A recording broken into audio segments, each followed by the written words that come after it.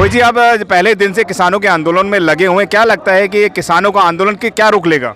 देखिए, किसानों का आंदोलन जब तक अपनी बात पर अडिग है देश का किसान, जब तक सरकार जो है वो इन तीनों काले कानूनों को वापस नहीं ले लेती।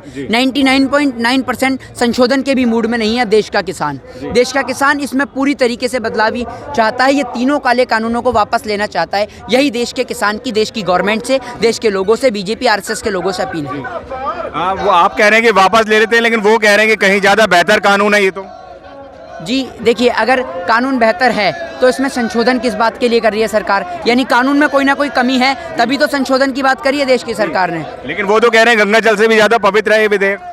गंगा जल से ज़्यादा पवित्र तो देश के प्रधानमंत्री जी हैं, जो इतना आप समझिए कि इतना वो बोलते हैं सच कि मैं उसकी बोल नहीं सकता उनके बारे में। प्रधानमंत्री जी कहते हैं कि 100 स्मार्ट सिटी बनाएंगे, 100 की जगह उन्होंने 200 बना दी मेरे ख्याल से। इतनी बता दी कि गिनती में नहीं आ रही हैं, कहाँ बनी है वो दिखाई नहीं देती हैं बस। ठीक है, 15-15 लाख की बात करी थी, आप ये देखिए बैंकों को दिवालिया घोषित कर दिया, लोगों के खाते में 30-30 लाख रुपए पहुंच गए। ठीक है, देश के प्रधानमंत्री जी ने बोला कि भाई बुलेट ट्रेन चलेगी, बुलेट ट्रेन का सपना दिखाकर अपनी रेलवे बेच डाली। तो देश के प्रधानमंत्री जी की सारी बातों पर यकीन करना लाजमी है। तमाम बीजेपी के लोग तो ये बोलते हैं कि 6 साल बेमिसाल, आप तो लगातार लाइन गिनाए रहे हैं।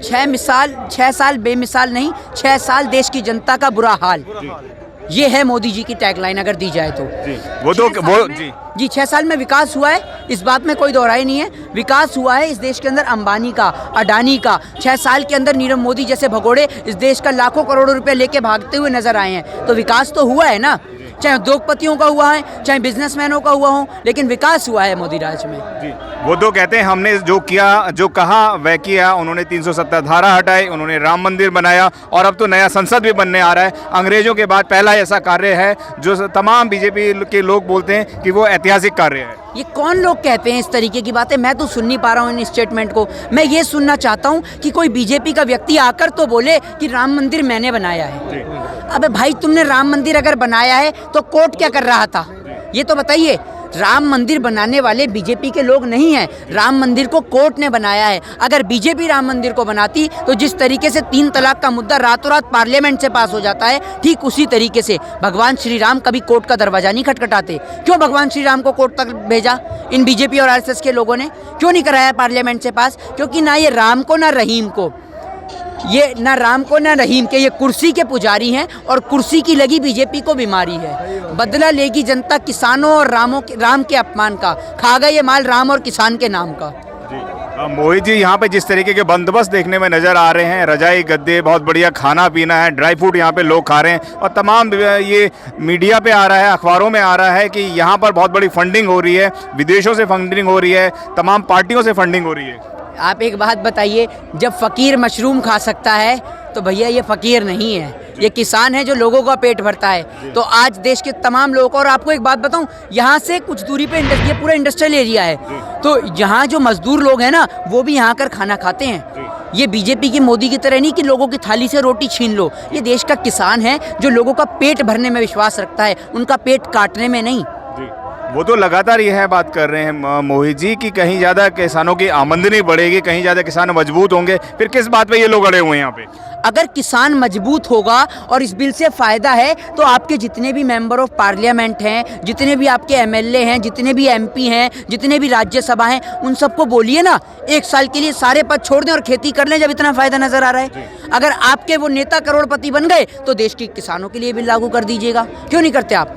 प्रधानमंत्री जी से कहिए खेती में इतना फ़ायदा है तो आप खेती करिए ना। देखिए, प्रधानमंत्री जी के स्टेटमेंट पे यकीन करना बिल्कुल ही बिलीव वाली बात नहीं है। पहली बात ये कहते हैं कि किसान के बिल में कोई कमी नहीं है, गंगा के जल से भी पवित्र ये कानून है, तो संशोधन किस बात का? जब कोई गलती है तभी तो संशोधन की बात पे एग्री हुई सरकार, तो इसमें गलती नहीं है, पूरा का पूरा बिल ही गलत है। बताया जा रहा है कि इनको बर्ग ला के लाया गया है, यहाँ पे बहका के लाया गया है। इनको बरगलाएगा और बहकलाएगा कौन, ये बताइए मुझे। आपका कहने का मतलब है कि इसको विपक्ष बहकला के लाया है। अगर ये लोग विपक्ष की इतनी बात सुन लेते तो विपक्ष को वोट नहीं देते। सत्ता में बीजेपी कैसे बैठी है? या तो फिर सत्ता में बैठी बीजेपी ने ईवीएम से या किसी भी तरीके से कोई ना कोई गड़बड़ करी है, तभी तो वो सत्ता में बैठी है, क्योंकि ये कह रहे हैं कि बरगला रहे हैं। जब किसान इनकी बात से बरगला सकता है तो आप ये भी तो सोचिए कि किसान इन्हें वोट भी दे सकता है, लेकिन वोट दिया क्यों नहीं? यानी सरकार ने कहीं ना कहीं धांधला करा है ना, धांधलेबाजी करी है, तभी तो सरकार कह रही है कि बरगला रहे हैं। आप कह रहे हैं कहीं ना कहीं झोलझाल है इस काम के अंदर, लेकिन वह ये बोलते हैं कि हम तो कहीं ज़्यादा मजबूत होते जा रहे हैं और तमाम जनता भी उनको, आप देख रहे हैं तमाम स्टेटों के अंदर भी उनकी जीत सुनिश्चित होती जा रही है। तो बिल्कुल मजबूत तो होंगे ही, पूरा सपोर्ट है अंबानी और अडानी का, देश के सबसे बड़े। एक और जहां पूरा भारत देश कंगाल हो गया, देश पूरा कंगाल हो चुका है, कुछ नहीं बचा देश के अंदर। MTNL, BSNL, railway, airports, Lal Qila, सब कुछ खत्म। और वो दिन दूर नहीं है जब आपको DP और PP और SP की जगह नजर आएगा AP, Ambani police, Adani police. वो भी दिन दूर नहीं है, वो बहुत जल्द नजर आने वाला है मोदी सरकार के राज में। जब देश के किसान को उसी के खेत में मजदूर बनाने का काम इस देश की गवर्नमेंट कर सकती है, तो पुलिस को कैसे छोड़ देगी भैया? आप कह रहे हैं सब कुछ खत्म, नया संसद का निर्माण हो रहा है, आप खत्म की बात कर रहे हैं, नई नई चीजें आने लग रही हैं यहाँ पर। एक और देश की गरीब जनता जब कहती है, शिक्षा एजुकेशन की बात करती है, तो प्रधानमंत्री और बाकी BJP के लोग कहते हैं कि देश के अंदर पैसा नहीं है। BJP के करोड़ों रुपए का वो कार्यालय बनाने में 8,000 करोड़ का जो तकरीबन बना है, वो कार्यालय बनाने का पैसा है, नई संसद बनाने का पैसा है। मोदी जी, आप साबित क्या करना चाहते हैं? इस देश के अंदर आप ही ने सब कुछ बनाया है? मतलब आपके जन्म ना होने से पहले इस देश के अंदर सिर्फ एक रेलवे स्टेशन था जिस पे आप चाय बेचा करते थे और कुछ देश में नहीं था। ये साबित करना चाह रहे हैं कि आप देश के अंदर? ये आप देखिए, वोट मांगा सीता के पति के नाम पर और काम कर रहे हैं नीता के पति के लिए। देख रहे हैं, पूरे देश की जनता ही देख रही है। अंबानी और अडानी की संपत्ति बढ़ जाती है, देश कंगाल हो जाता है। इस बात का सवाल का जवाब सरकार देगी या आप देंगे? मोहित जी, लगातार जो सरकार यह बोल रही है कि हम तो किसानों के साथ बात करना चाहते हैं, 5 से 7 बार बात भी हुई है, पर किसान अपनी हट पे अड़े हुए हैं, वह नहीं मान रहे हैं। तो किसान मानेगा भी नहीं, किसान मानेगा भी क्यों? किसान तो कह चुका है कि हमें 99.9% भी संशोधन नहीं करना, हमें ये तीनों काले कानून बिल वापस चाहिए, और किसान अपनी मांग पर अड़ी गए। जी, जितने भी बॉर्डर्स हैं उन तमाम बॉर्डर्स पे आप गए हैं, क्या लगता है किसानों का रुख, किसानों का मूड और आने वाला क्या लगता है कि क्या करने वाले हैं किसान नया?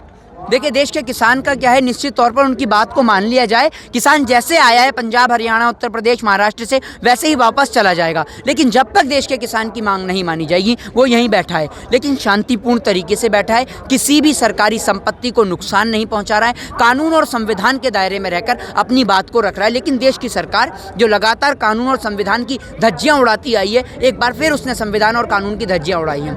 किसानों को रोकने के लिए कोबरा वायर्स का प्रयोग किया गया है। कोबरा वायर्स वो होती हैं जिनका प्रयोग आप खेत के अंदर आवारा पशुओं को रोकने के लिए भी नहीं लगा सकते, लेकिन देश की सरकार ने किसानों को रोकने के लिए ये कोबरा वायर्स लगाई हैं। यानी आपकी नज़र में, सरकार की नज़र में, इन किसानों की हालत आवारा पशुओं से भी बदतर है। आप ये साबित करना चाहते हैं क्या?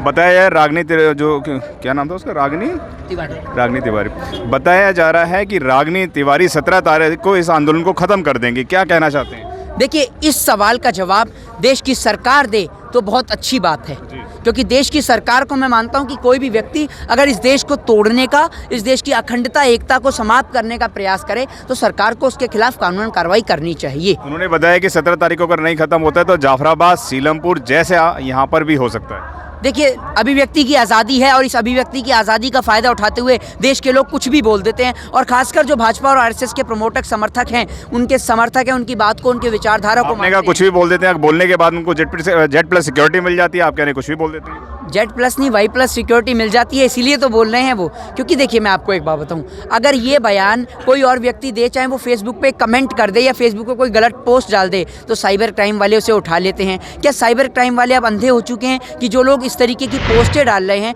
मतलब उनका प्रयास है कि देश में दंगे कराए जाएं? लेकिन देश के लोग, ये देश का किसान है, कोई लड़ाकू आदमी नहीं है, ये देश में कोई टेररिस्ट, खालिस्तानी, आतंकवादी समर्थक नहीं है, देश का किसान है जो शांतिपूर्ण तरीके से अपनी बात को रखना जानता है।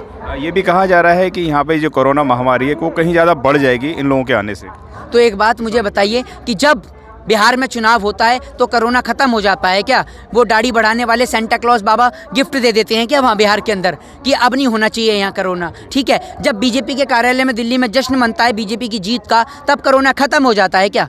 तो ऐसा क्या है इनके पास जो देश की जनता को नहीं दे रहे हैं? कोई इनके पास है क्या कुछ चीज़ कि भैया अगर इसको जेब में डाल लिया, कोई किसी बाबा की भभूत हो, कहीं इनके बाबा रामदेव ने कोई चुपचाप पतंजलि की भभूत भी बना दी हो कि ये भभूत जेब में धर लो तो कोरोना नहीं होगा, सारे बीजेपी वालों को ही बांटी और किसी को नहीं बांटी? है क्या ऐसी कोई भभूत? बताइए। कोरोना के नाम पे पागल बना रखा है। दूसरी ओर देश के डॉक्टर्स जो हैं हॉस्पिटल्स के अंदर लूट रहे हैं। हॉस्पिटल में इतना बढ़िया ड्रामा हो रहा है कि कोरोना की बीमारी का इलाज है नहीं, लेकिन अगर बेड पूछने जाएंगे तो बताएंगे 50,000 का एक बेड है, 1 लाख रुपए का एक बेड है।